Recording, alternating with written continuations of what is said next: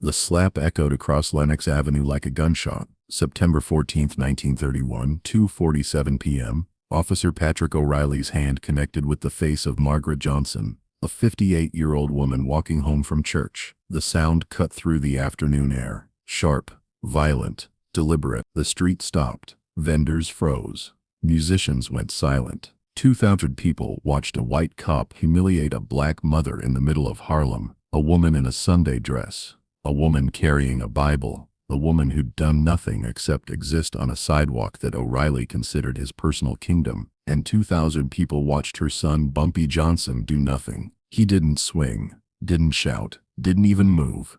He just stood there 6 feet away, watching her stumble backward from the blow, watching her hand go to her face, watching tears well up in her eyes, not from pain, from humiliation, from knowing her son couldn't protect her because the man who'd struck her wore a badge. Bumpy's face showed nothing, but his eyes, witnesses would later say they'd never seen eyes like that. Cold, empty, like staring into a well with no bottom. O'Reilly laughed, a booming laugh that echoed off the brownstones. He twirled his nightstick and looked directly at Bumpy. "What are you gonna do about it, boy? Call the police?" He laughed again. "Oh, wait, I am the police." Then he walked away, slow, casual, like a man who owned the world. Officer Patrick O'Reilly had 72 hours left to live. He just didn't know it yet. Patrick O'Reilly wasn't just any cop. He was the 28th Precinct's muscle, the enforcer, the man they sent when they wanted someone hurt, not arrested. For 11 years, he'd built a reputation that made grown men cross the street when they saw him coming. O'Reilly collected protection money from black-owned businesses. You paid or your shop burned down. He shook down numbers runners, keeping half their earnings and arresting them anyway. He'd beaten at least a dozen men so badly they ended up at Harlem Hospital. Not one of those beatings resulted in disciplinary action. Why? Because O'Reilly had friends. The precinct captain was his wife's cousin. The Irish mob protected him because O'Reilly was useful. He kept Harlem scared. He kept black criminals in check. He was the boot on the neck, and O'Reilly knew it. He walked through Harlem like a king, knowing that no one could touch him. Not the community, not the law, no one. That Tuesday afternoon, O'Reilly was in a foul mood. He'd lost money betting on boxing. His captain had chewed him out for showing up drunk, and here was this elderly black woman walking too slow, blocking his path. "Move," O'Reilly barked. Margaret Johnson was 58 years old. Born in Charleston, South Carolina in 1873, she'd survived Jim Crow. She'd survived poverty. She'd learned, like all black people in America, to keep her head down around white authority. So when O'Reilly told her to move, she said yes sir and tried to step aside. But she wasn't fast enough for O'Reilly's anger. That's when his hand came up. That's when the slap echoed across Lennox Avenue. That's when everything changed. Bumpy Johnson was 24 years old in September 1931. He'd done 2 prison terms. He ran policy banks. He protected local businesses from white gangsters. He was becoming someone important in Harlem's underworld. But standing there watching a cop slap his mother, Bumpy wasn't a gangster. He was just a son. Helpless. Frozen. Trapped by the same impossible math that trapped every black person in America. Fight back against a white cop and die. O'Reilly had a gun. O'Reilly had a badge. O'Reilly had the entire NYPD behind him. If Bumpy swung even once, O'Reilly would shoot him dead and call it justified self-defense. The newspapers wouldn't even question it. So Bumpy stood there, hands clenched into fists so tight his knuckles went white, jaw locked, breathing shallow. Stood there while his mother touched her face. Stood there while O'Reilly laughed. Stood there while 200 people watched him fail to protect the woman who'd protected him. His entire life. The silence was absolute. Then O'Reilly spoke. "That's what I thought. You coloreds are all the same. Tough when you're stealing from each other. But put a real man in front of you," he tapped his badge, "and you remember your place." He spit on the sidewalk near Margaret's feet. "Tell your boy to stay out of trouble, Mammy. Next time it won't be just a slap." Then he walked away whistling. Bumpy didn't move for a full minute after O'Reilly left. The crowd stayed silent. Nobody knew what to say. The humiliation was too profound. Finally, Bumpy walked to his mother, took her arm gently. "Let's go home, Mama." Margaret looked up at her son, saw the expression on his face, and she knew. She'd seen that look before. When Bumpy was 14 and a white shopkeeper had cheated him. When he was 19 and a prison guard had beaten him. When he was 22 and a rival gangster had disrespected him. That look meant someone was going to pay. Ellsworth, she said softly, using his real name. Don't do anything foolish. That man has the law on his side. Bumpy didn't respond, just walked her home in silence. But everyone on Lennox Avenue that day would later say the same thing. Bumpy's silence was more terrifying than any threat he could have made. What happened over the next 72 hours is the stuff of legend in Harlem. Bumpy didn't act immediately. Didn't let rage make him stupid. Instead, he did what he always did. He thought, he planned, he organized. Hours 1 to 12. Bumpy made phone calls, not to criminals, but to working people, porters, waiters, shoeshine boys, people who were invisible to men like O'Reilly. People who saw everything because nobody looked at them. Within 6 hours, Bumpy knew O'Reilly's complete routine, where he lived, where he drank, when he started his shift, when he finished, where he went afterward. Hours 12 to 24, Bumpy studied O'Reilly's connections. The cousin captain, the alderman, the Irish mob protection. This wasn't about revenge anymore. This was about sending a message that would echo through every precinct in New York. O'Reilly bragged at the precinct that day, told his fellow officers how he'd put some colored woman in her place, laughed about the son who'd stood there like a coward. What O'Reilly didn't notice, a black janitor mopping the floor, listening, remembering, reporting back to Bumpy. Hours 24 to 48, O'Reilly started noticing things. A man reading a newspaper at the bar, who wasn't drinking. A car that seemed to follow him for 3 blocks. The feeling of being watched. His captain called him in. Patrick, I'm hearing things. That woman you slapped, her son is Bumpy Johnson. O'Reilly shrugged. So what? I slapped her. She was blocking the sidewalk. What's Johnson gonna do? Cry about it? The captain looked worried.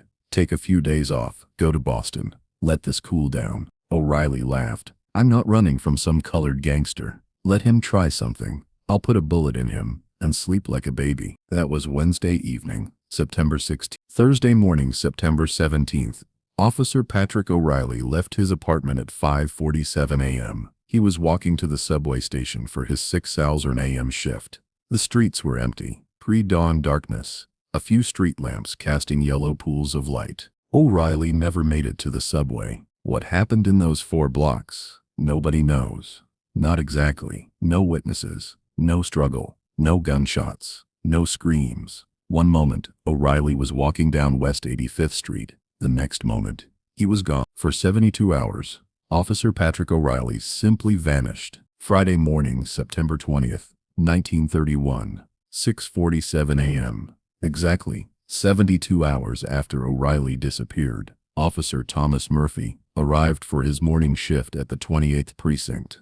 He was walking up the front steps when he saw something that made him freeze. A man tied to the iron railing, naked except for his underwear, shivering, not from cold, from terror. Murphy got closer and his stomach dropped. It was Patrick O'Reilly. But it wasn't the O'Reilly he knew. This man's eyes were empty, glassy, staring at nothing. His lips were moving, but no sound was coming out. His body was covered in bruises.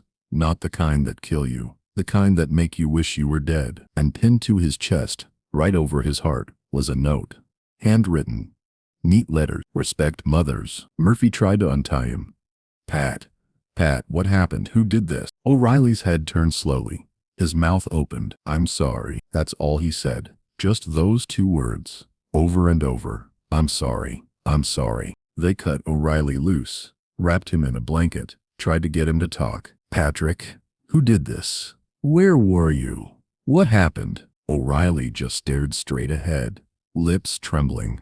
I'm sorry. They took him to Bellevue Hospital. The doctors examined him. Physically, he was relatively unharmed. Bruises, dehydration, signs of being restrained, but no broken bones, no permanent injuries, nothing that would explain the look in his eyes. Psychologically, Officer Patrick O'Reilly was destroyed. The police psychiatrist interviewed him for 2 hours, asked him questions, tried to piece together what happened during those 72 hours. O'Reilly answered every question the same way. I'm sorry. What's your name? I'm sorry. Where were you? I'm sorry. Who did this to you? I'm sorry. It didn't matter what they asked. It didn't matter how they asked it. His mind was broken, shattered. Whatever happened in those 72 hours had erased everything except those two words. The psychiatrist report. Patient exhibits severe psychological trauma. Recommend immediate psychiatric commitment and removal from active duty. Translation.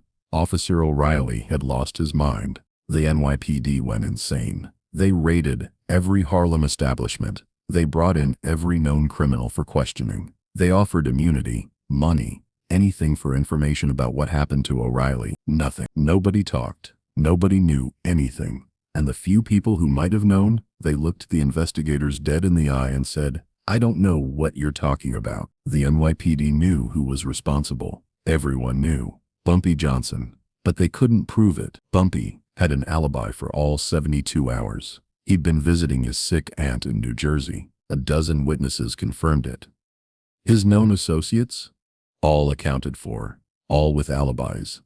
All clean. The investigation dragged on for months. Then it was quietly closed. Officially, unsolved assault and kidnapping. Unofficially, don't ever talk about this again. Officer Patrick O'Reilly never returned to duty. He was medically retired in December 1931, given a pension, given psychiatric care. But nothing helped. He spent the rest of his life in mental institutions. His wife left him. His friends abandoned him. He became a ghost. Technically alive, but not really living. And for the next 37 years until his death in 1968, Patrick O'Reilly only said two words: "I'm sorry," to nurses, to doctors, to visitors, to the walls, to himself. "I'm sorry. I'm sorry." The other cops at the 28th precinct got the message loud and clear. What Bumpy Johnson did to O'Reilly was worse than killing him. Death would have been mercy. Instead, Bumpy had done something so horrific, so psychologically devastating, that O'Reilly's mind couldn't survive it. And the beautiful part? There was no evidence. No body. No crime scene. Just a broken man tied to a railing with a note that said, "Respect mothers." The precinct changed after that. Cops still collected their taxes, still shook down businesses, but they stopped slapping people. They stopped the casual brutality, because O'Reilly's empty desk was a daily reminder. You can survive a bullet. You can't survive what Bumpy Johnson does to your mind. In Harlem, they don't tell this story to scare children. They tell it to teach respect. They tell it to remind people that some lines can't be crossed, that mothers are sacred, that badges don't make you invincible. And they tell it to remember Bumpy Johnson, the man who proved that real power isn't about violence. It's about precision. It's about sending a message so clear, so devastating, that it echoes for generations. Officer O'Reilly thought he could slap a black woman in broad daylight and walk away laughing. He was wrong. 72 hours later, he was found naked and insane, apologizing to ghosts for the rest of his life. And Bumpy Johnson? He went back to protecting Harlem, back to running his operations, back to being the king, because that's what kings do. They protect their people, they punish disrespect, and they make sure the lesson is never forgotten. Respect mothers, or learn to say "I'm sorry" for the rest of your life. If this story of psychological warfare and street justice moved you, smash that subscribe button and hit the like. We're bringing you the Bumpy Johnson stories the history books won't touch. The brilliance, the strategy, the code that made him untouchable. Drop a comment below. What do you think happened in those 72 hours? The police never found out. The FBI couldn't crack it. O'Reilly never remembered. But someone in that basement knows. Someone in Harlem remembers. And the theories? They'll haunt you. Some say Bumpy locked him in a room with mirrors, forcing O'Reilly to watch himself slap that innocent woman over and over, until his mind snapped. Others whisper about psychological torture so precise, so calculated that it rewrote O'Reilly's entire identity. The only clue, that note pinned to his chest: "Respect mothers." Two words that became a commandment in every police precinct across New York. A reminder that some people, some communities, some principles are untouchable. Would you rather face a bullet or end up like O'Reilly, broken, insane, repeating the same two words for 37 years until death finally showed mercy? Hit that notification bell, because next week we're dropping the story that'll blow your mind. The night Bumpy Johnson walked into Lucky Luciano's office completely unarmed, and walked out with a handshake that changed organized crime forever. The Italian mafia called him the smartest gangster they'd ever met. You need to see why. Share this video with someone who needs to understand what real power looks like. Not violence, not brutality, but intelligence so cold, so calculated that it can break a man's mind without laying a finger on him. This is the untold history of Harlem's godfather, the man who proved that sometimes the most dangerous weapon isn't a gun or a knife. It's knowing exactly how to destroy someone's soul without leaving a single fingerprint. Think about it. In 1931, Bumpy Johnson did what the civil rights movement, the NAACP, and decades of protest couldn't do. He made a racist cop disappear, not through violence, but through pure psychological warfare. He turned the system's own brutality against itself. And that message? It's still echoing today. Every time someone stands up to injustice, every time someone protects the defenseless, every time someone proves that real power comes from the mind, not the muscle. Officer Patrick O'Reilly slapped the wrong mother. He humiliated the wrong son. He crossed the wrong line in the wrong neighborhood at the wrong time. And he spent the rest of his life paying for it. Remember, Harlem didn't need superheroes. They had Bumpy Johnson. And Bumpy Johnson's revenge wasn't murder. It was something far worse. It was mercy. The kind of mercy that leaves you begging for death.